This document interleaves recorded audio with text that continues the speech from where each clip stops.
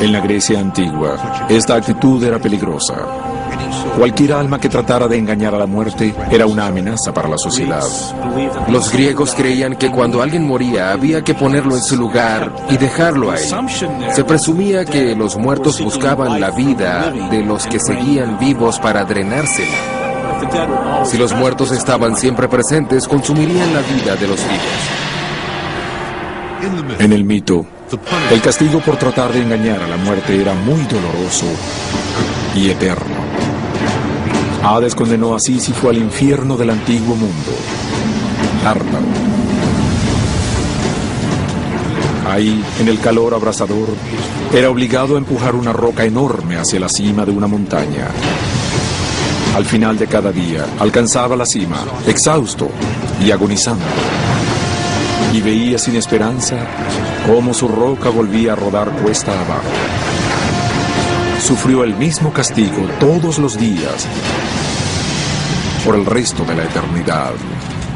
Desde la historia de Sísifo, en la que una persona está comprometida con una tarea sin sentido por el resto de la eternidad, surgió el verbo sisifiar, en inglés, que describe algún tipo de labor muy ardua, pero que no tiene ningún sentido. La historia de Sísifo envió un contundente mensaje a los antiguos griegos. Nadie puede burlar a la muerte ni a su amo y señor. Hades es aquí. Sin embargo, después de Sísifo, algunos lo siguen intentando.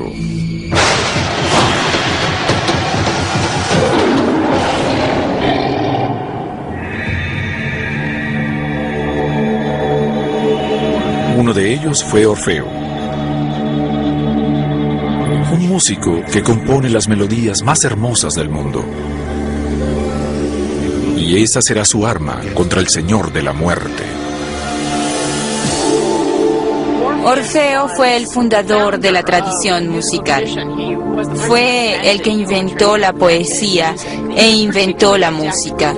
Era particularmente adepto a la lira, un antiguo instrumento musical de cuerdas en forma de U.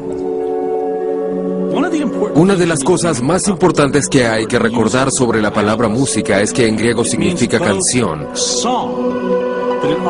pero también significa encanto mágico. Así que Orfeo se interconectaba con la magia cuando cantaba. Hay solo una cosa que Orfeo ama más que la música: su joven esposa, Eurídice. Un aspecto profundamente triste de la historia de Orfeo y Eurídice es lo felices y enamorados que estaban. Y los griegos creían que cuando se era feliz, algo malo estaba por ocurrir, porque los mortales no estaban destinados a ser felices. Un día, mientras Eurídice recogía frutas en un bosque, es observada por un sátiro, una espantosa criatura, mitad chivo, mitad hombre, conocido por sus incontrolables impulsos sexuales. El sátiro representaba la fuerza masculina de la naturaleza descontrolada. Era el puro apetito, el deseo de procrear y aparearse. El sátiro se abalanzó sobre Eurídice y ella trató de escapar.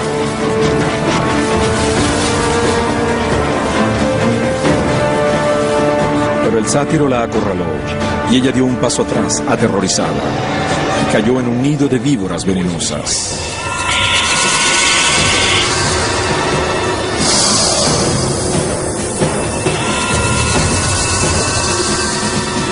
Aquí fue donde Orfeo la encontró, pero era demasiado tarde. Ya había caído en las garras de Hades.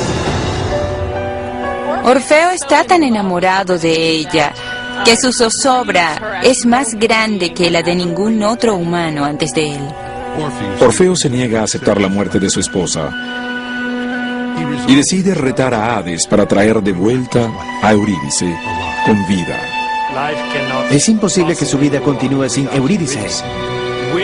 Con su lira como única arma, decide bajar al inframundo.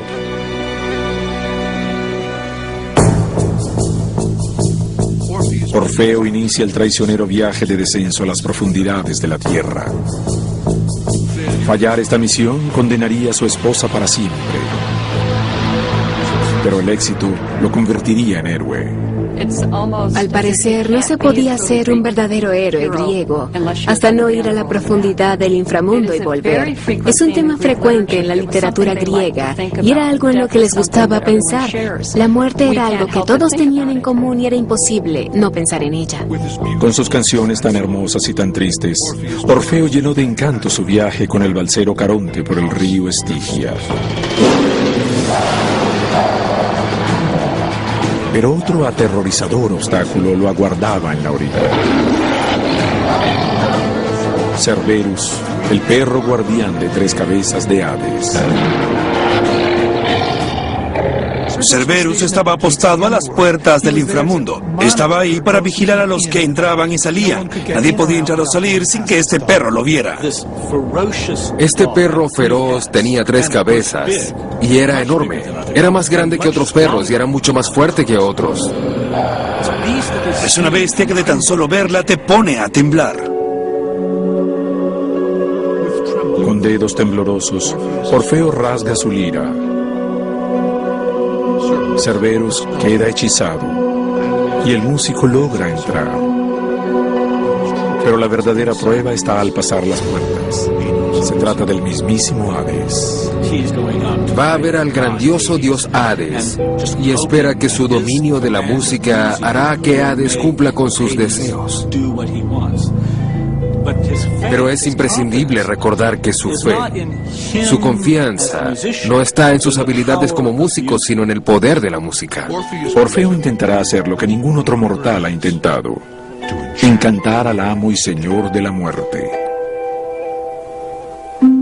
Su canción era tan hermosa y tan conmovedora que todo el mundo, incluyendo a Hades, lloró. Él era el dios de la muerte y no se afligía con facilidad. Otra figura observa desde las sombras. La esposa muerta de Orfeo, Eurídice.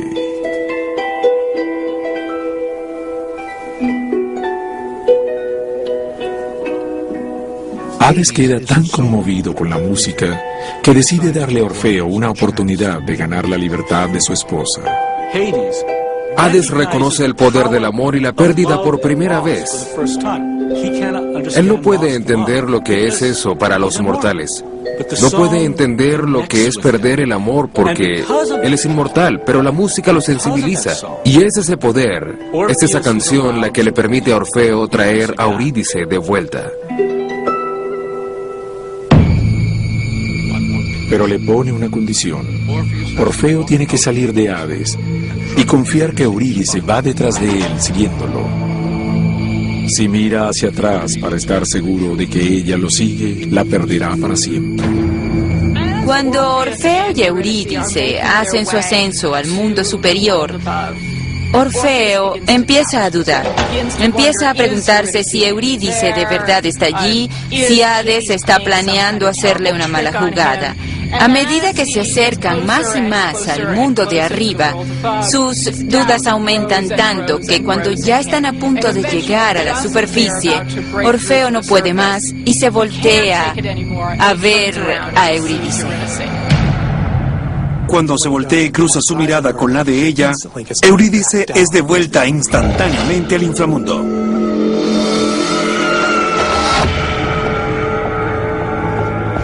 Hades demostró una vez más que su poder sobre la muerte es absoluto.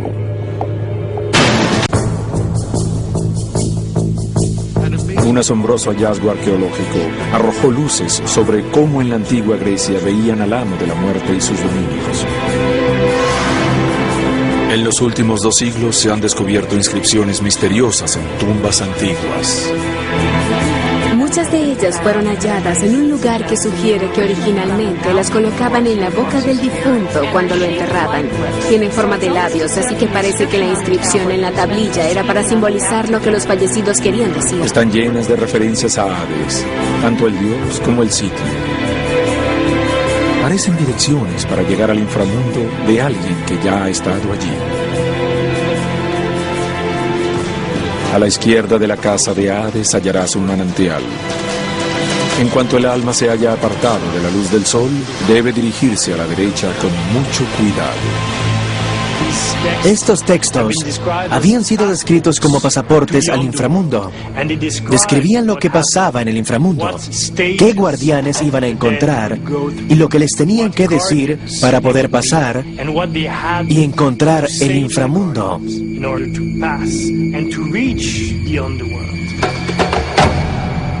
Son inscripciones de la vida real inspiradas en el mito.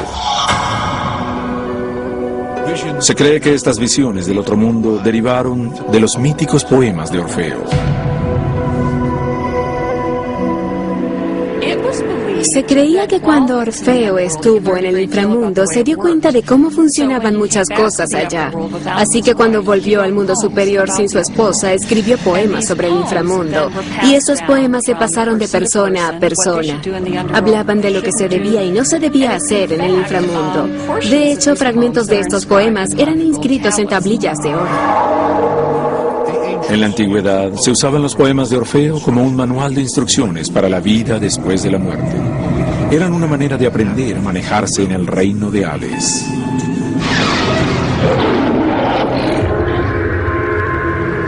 Durante miles de años, la visión griega del más allá perduró. Pero en los primeros siglos después de Cristo, un nuevo conjunto de ideas revolucionaron la manera en que el mundo antiguo percibía la muerte. El dios Hades estaba a punto de ponerse frente a una nueva y poderosa entidad: Jesucristo. En la tradición cristiana se narra una pelea épica entre el viejo y el nuevo orden. Una batalla final entre los dioses. En el centro de la sombra se encontraba Hades. Y Cristo había ido a rescatar sus almas. Hay una reescritura de los evangelios de Nicodemo que se llama Descensus Christi, o el descenso de Cristo a Hades. Después de la muerte de Jesús, se va a Hades y lo confronta. Llega allí como el Rey de la Gloria. Abre las puertas y guía a toda la gente que hay en Hades hacia el paraíso. En Hades, Jesús predica ante las almas muertas de Grecia. El mensaje es claro: tanto los vivos como los muertos deben rechazar a Hades y acoger a su nuevo Salvador. ¿Pero qué sería del amo de la muerte en este nuevo sistema? Los últimos momentos de Hades se describen en la Biblia, en el libro de las Revelaciones, que predice el fin de los tiempos. Para mostrar su poder sobre la muerte, de acuerdo a las revelaciones, Jesús destruye a Hades y también a la misma muerte. Cuando Cristo regrese para el juicio final, sumirá al guardián de la muerte en un lago de fuego. A través de la destrucción de Hades, también destruye el reino de los muertos, una victoria sobre la muerte, que no solo es para los individuos, sino para toda la creación.